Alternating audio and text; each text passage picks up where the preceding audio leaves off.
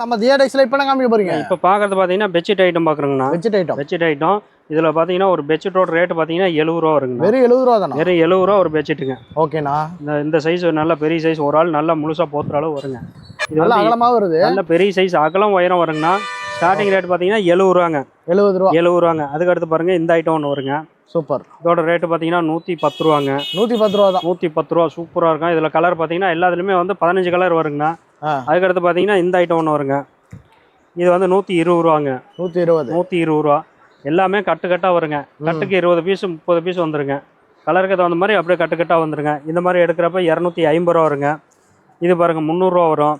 அதுக்கடுத்து பார்த்தீங்கன்னா 220 ரூபா வருங்க. கோவிந்தராஜ் பெட்ஷீட்டு 220. இந்த மாதிரி பெட்ஷீட் ஐட்டம் பார்த்தீங்கன்னா எல்லாமே நிறைய இருக்குங்க.